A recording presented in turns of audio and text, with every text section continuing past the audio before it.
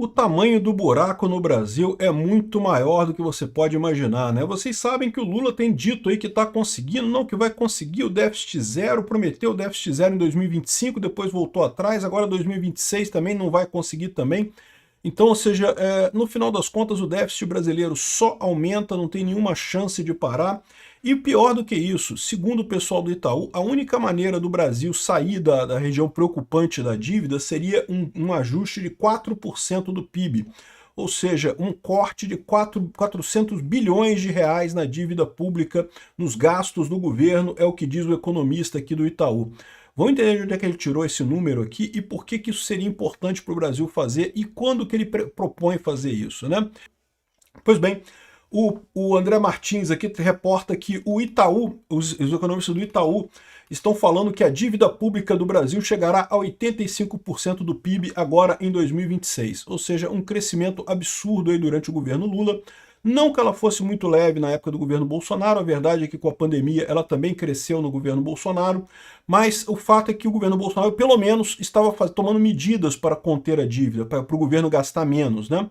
Ao contrário do governo Lula, que enfiou o pé na jaca e não está nem aí para nada e só está gastando dinheiro como se não houvesse amanhã. E aí, o grande problema que o pessoal está falando aqui, o Mário Mesquita, que é o economista-chefe do Itaú, né, é que essa correção de 4% deveria acontecer uma vez só e não de forma gradual. Então, ele avalia que grande ajuste precisaria acontecer ainda no início do próximo governo para aproveitar uma possível lua de mel com o Congresso após as eleições, né? Bom, nesse ponto ele tem razão, né? O momento que o governo está mais forte é justamente no momento em que ele acaba de ser eleito, acaba de ganhar a eleição. Então ele toma posse ali, ele está no auge do poder dele. A partir daí o poder tende a diminuir, né? Apesar disso, o pessoal tem conseguido maneiras de domar o Congresso mesmo sem isso. Por exemplo, o caso das fake news. O Lula não conseguiu aprovar o projeto das fake news no início do governo dele. Ainda assim, o STF foi lá e fez as fake news do mesmo jeito, como se isso resolvesse alguma coisa, né? Como se fosse uma alternativa razoável, como se o STF pudesse legislar nesse caso, o que é um absurdo completo. Mas, enfim, não esperem que o STF vá fazer corte de gasto do governo, tá? Você sabe, para o STF jamais fariam isso, né? O juiz quer mais é que o governo gaste mais mesmo, né? Todo governo adora gastar, né? Então, o ajuste deveria contemplar calibragem de gastos com pensões, ou seja, diminuição de gastos com pensões, e fim da vinculação dos gastos com saúde e educação com a receita e corte tributário e crédito tributário para empresas. Ou seja, ferrar empresas, ferrar os aposentados e ferrar também a vinculação de gastos com saúde e educação. A vinculação de gastos com saúde e educação pode ser uma coisa positiva, tá? Porque isso realmente é uma medida populista que não ajuda em absolutamente nada. O que eles estão colocando aqui já é o planejamento para o próximo governo, se você não entendeu, tá? Eles já estão dizendo que seja quem for que ganhe o próximo governo, vai ter que fazer isso daqui. Eu espero que eles estejam cientes que se for o Lula, não vai ter isso. O Lula não vai cortar gasto nenhum, o Lula não tem interesse nenhum em cortar gasto.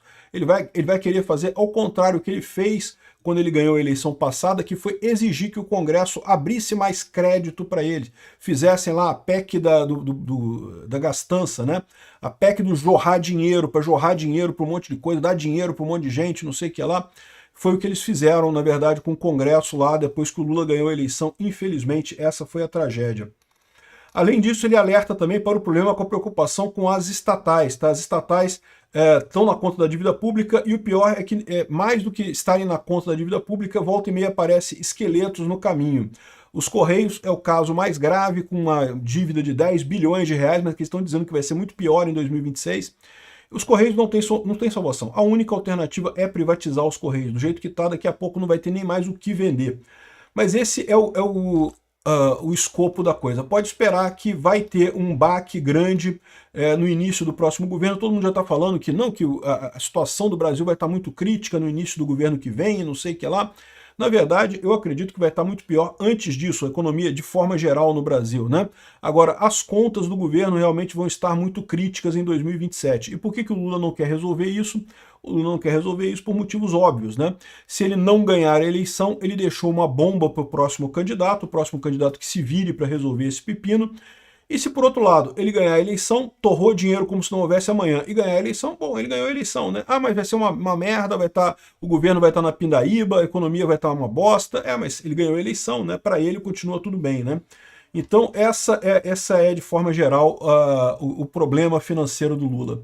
O pessoal fez o L, comprou uma dívida de 400 bilhões de reais. Isso aqui não é, quer dizer, a dívida já é muito grande, muito maior do que isso, né? Mas 400 bilhões de reais que o governo precisa tirar de algum lugar. Vai tirar dos aposentados e vai tirar dos créditos das empresas. É isso que vai acontecer.